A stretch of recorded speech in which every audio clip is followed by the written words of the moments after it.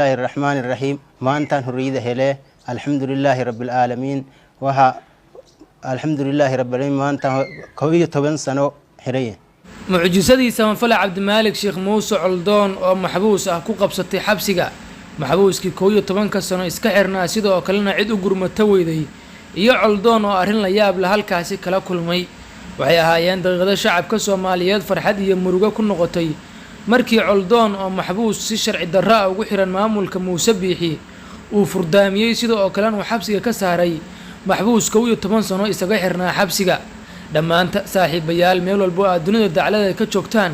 aynu si niyad leh ugu duceyno walaalkeen coldoon oo si dulmi sharci darro ah ugu xiran Muuse Biixi Cabdi waxaana loo xiray maxaad u difaacaysaa sidoo kale uga hortimid qowmuluudka iskuulka abaarso iyo barwaaqo waxaana coldoon xilligan sii maraya 2 sanadood oo xabsi ah dhammaantiin waxaan si naxariis leedan kaga codsanay inaan muuqaalkan la gareysaan si bulshooyinka Soomaaliyeed uu gaaro ayna ugu duceeyaan walaalkeen coldoon YouTube-kana subscribe saarta gambalelkana furta ku mahadsanidin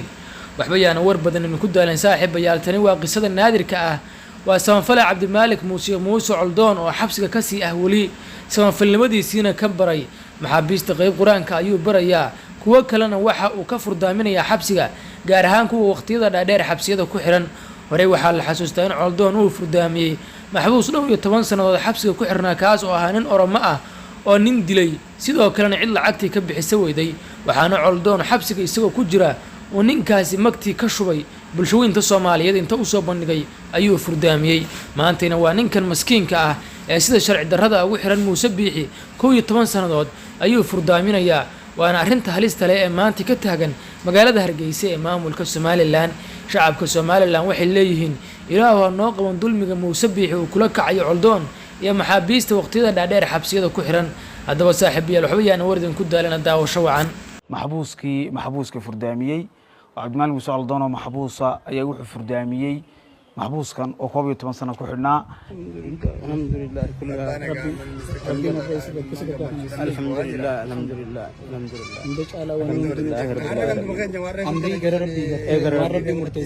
بسم الله الرحمن الرحيم ما أنت هريده هله الحمد لله رب العالمين وها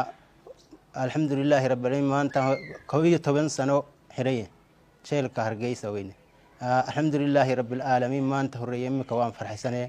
الحمد لله رب العالمين عبد المالك علدون إلهي خير يسيو إسقى ود داله إن بدن ود داله الحمد لله رب العالمين وهان دردارني يا إسقى إلهي خير يسيو إسقى خير إلهي يسيو وحويه وهان رجيني يا إسقى إلهي كرجارو دبعته كجرت إلهي كسر maanta ay taariikhdu tahay bishii isteedaad 24 2022 waxaa dib xorriyadiisa u helay Axmed Cabdilaahi Cali oo muddo 12 sano oo muddo xabsiyeeda ku jiray xabsiga magaalada Hargeysa Axmed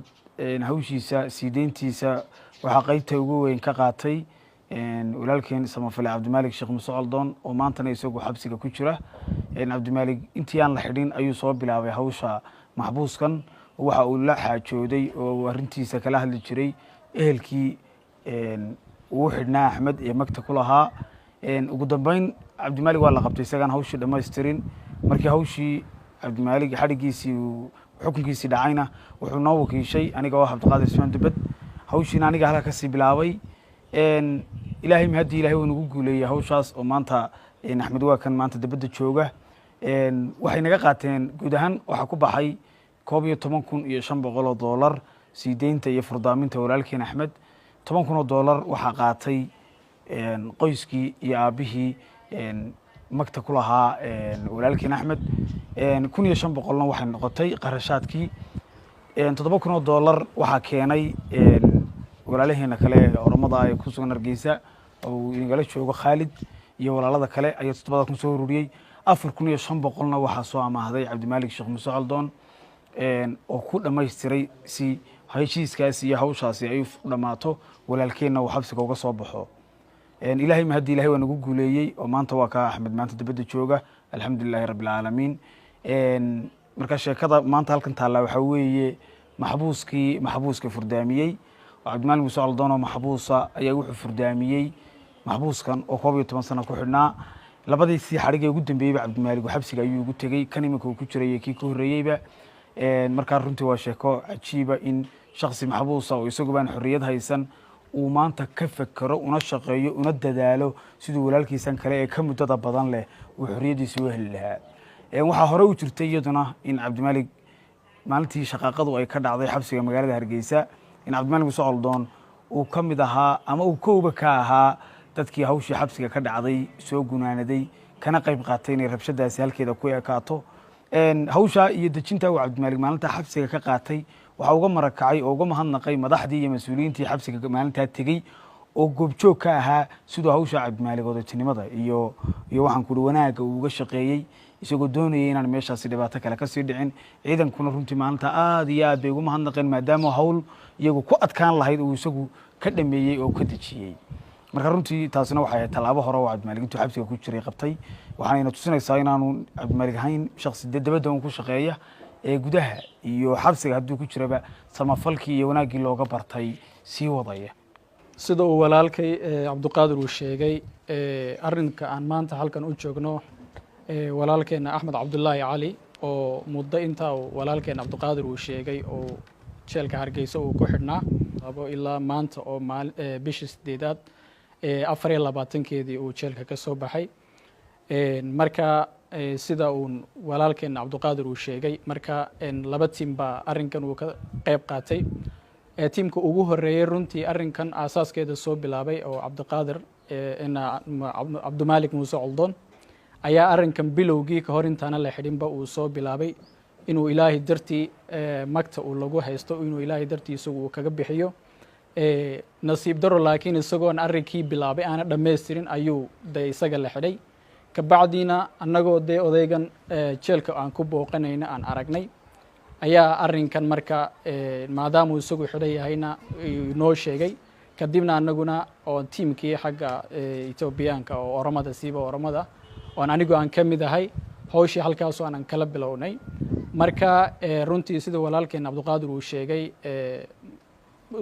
waxa processka kala duwan ayaanu soo maray muddadii aan hawshan aan ku jirnay. marka annagu as tiimkaygu waxaanu soo ururinay lacag gaadhayso $7,000. cabdiqaadirna wuxuu maxaan ku idhahdaa meel ka soo amaahday lacag gaadhayso cabdimaalig Muuse Coldoon 4,500 ayuu soo amaahday. marka totalkii maxaa qarashkii nagaga baxay meesha waxa weeyaan 11,000 iyo badh ayay ahayd. marka annagu tiimkeenu waxaanu aan keenay 7,000. saas ayay arrinkaas maanta inoogu soo gabagaboobay. runtii aad baan ugu faraxsanahay.